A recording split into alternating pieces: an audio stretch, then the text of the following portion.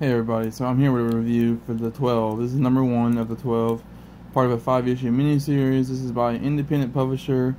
They put out a lot of like limited series, and they usually do it in a cheaper price range, about $1.50, but they do it with like a cheaper grade of paper, and it definitely shows.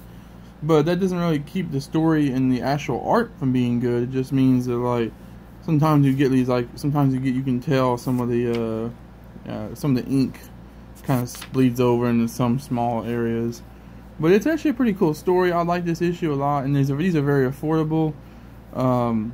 This is basically like kind of a post-apocalyptic story.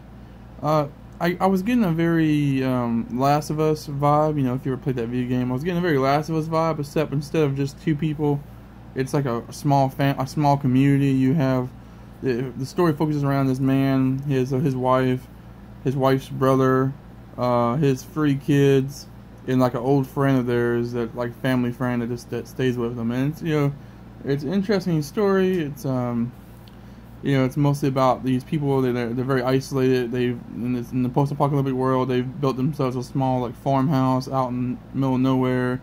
They grow their crops. They're all self-sufficient, but then some bad shit happens. They're kind of forced to have to leave their home and venture out into what's called the dead roads. The more civilized, no, I wouldn't say civilized, but the more, compact area full, with people in danger. And also we hear this story about the 12 that's like a kind of a wise tale that people talk about in this world, of these 12 ghosts of the original world that wander about, killing and pillaging people. And it's kind of interesting because the story is kind of non-linear. At the beginning you see a small glimpse of the 12 and doing some pretty messed up stuff, and then we see the beginning of that story, of where that story is eventually going to come to. But we don't get to the story. We don't get back to the story in this issue. But it is interesting. I like this. I actually like this a lot. And let me show you the art real quick, because I actually thought the art was pretty cool. There's some pretty strong images in the very beginning. They don't have any kind of art or anything to them. No kind of dialogue is what I meant to say. I like the uses of like the bright kind of like orange and reds. I don't know if that's exactly what this is, but it's just the way it's colored, or the way it just pops. I don't know. It just really pops to me, the color scheme, and the way everything kind of has this blend of like either whites or reds and oranges, and just it's just interesting. I like it. Like there's not a whole lot of color in this issue, but it just looks very distinctive. It has a very distinctive art style to me. And as you can see here, you can see the little ink smudges or whatever. That's just natural in this publisher's books. But yeah, pretty cool issue. I really enjoyed this story. I thought it was really good.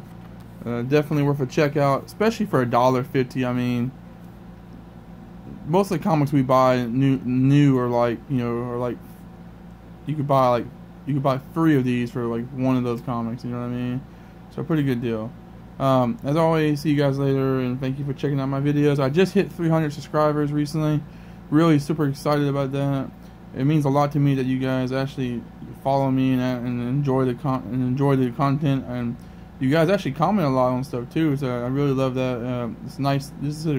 I've said it before, but I'll say it again. This is a great community. I really appreciate this community.